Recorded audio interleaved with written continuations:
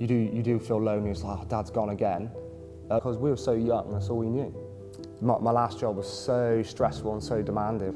A&E thought I was having a heart attack. Not always dwell on it, not always think about it, because I think it would just eat you alive.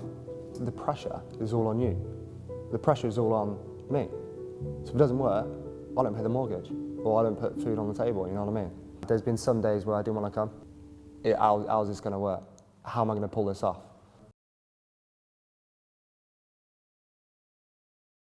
My name is Richard Jonathan Harvey. People call me Rich. I was born in Aldershot in a military hospital in 1990.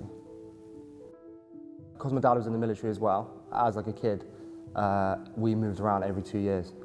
At the beginning there was 4 brothers, so 4 boys, and then my mum and dad split up when I was about 5 or 6, maybe even earlier. And then, so then I went to live with my dad after a couple of years then, so it was just me and my younger brother moved around with my dad then. So when he went away for courses or things, or to war, to Afghan or Iraq, you do feel lonely. It's like, oh, Dad's gone again. Even like exercises when they're gone for like 6 weeks in Germany and things, you do feel like, oh God. And you do get in from school, do the same routine. I remember as a kid, you just try and get through the days faster, so then your dad come back then, if that makes sense. A big chunk of my kind of latter end of year 6 into secondary school was in Germany, which was like really, really good. I always remember when I told my teachers that I was joining the army, there was like, do something out of the ordinary, or do something better, or do something, or join as an officer or something. There was a big decision that was made with my dad. He immigrated to Australia, and it was basically, he said to me, look, you can stay in the UK or come with us to Australia. And me, being me, I thought, oh, I'll do my own thing. I'll join the army and grow up, kind of thing.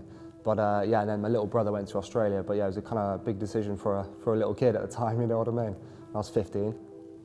Because I was in the REME, we moved around every 2 or 3 years anyway. Moved around so much as a kid did kind of set you up to move around and adjust and try and be robust that way, move around with the army as well. So you get good at making friends. You get good at being a people person. I was quite a people person anyway. And again, because I was good at my job, it was kind of like, you get that bit of respect anyway, so you make friends anyway, just from being good at what you did. You get a key person or a personality or a mate or a boss in every unit you go to. I think there's always someone that's, or a group of people that's kind of key to making that person or that unit not just a success, but you're having fun, working. But yeah, I think in every unit I could probably pick a person or 2 out that go, yeah, he's a legend, he'll have my back, you know what I mean? So I officially left the army in February 2020.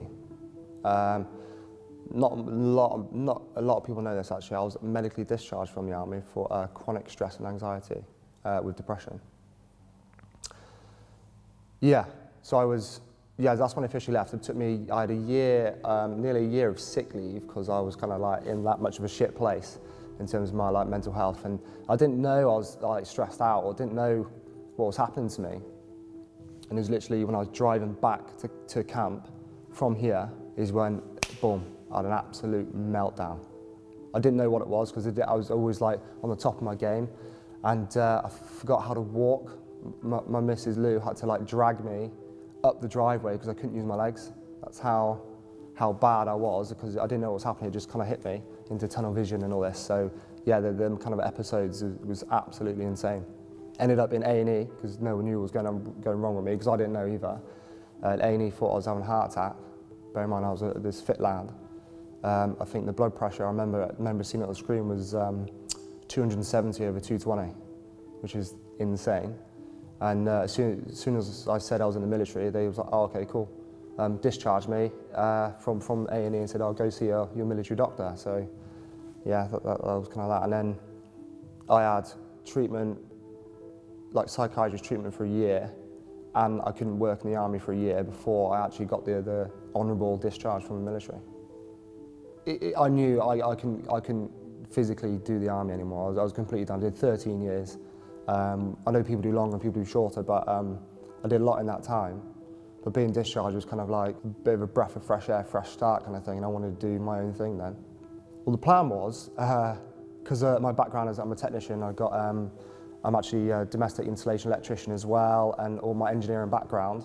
And the plan was to walk into any engineering job with a decent enough wage, just so I can actually live. But then a month after officially getting out of the army, COVID hit, and I wasn't earning a penny.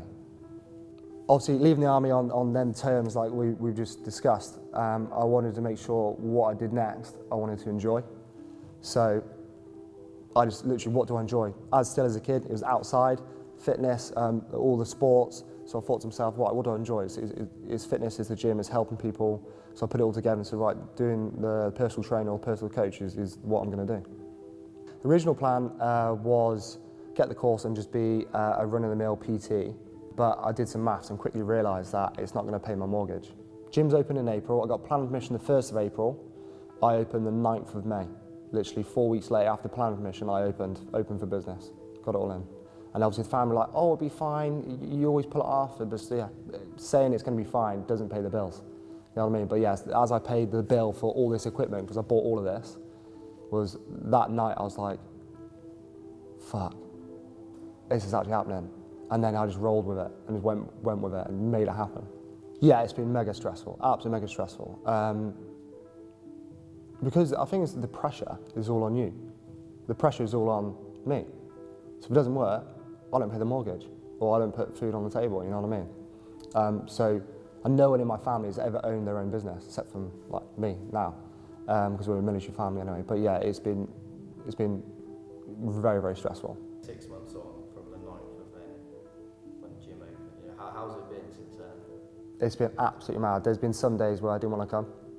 There's some days where I wanted to leave, just because of how exhausted and tired I was, in all honesty. Yeah, it's stressful, but you still got to provide a product and service for the customers.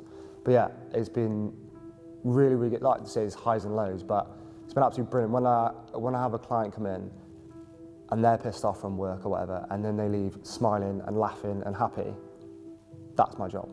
Not just building big muscles or whatever. It's when they leave happy, I'm happy. There's not a business or gym that I know around here that one puts on parties for their staff, yeah, they all do, but puts on a bit of a get-together at events, parties, or like a games or something for their members, and that is what's going to set me apart from every other gym around here.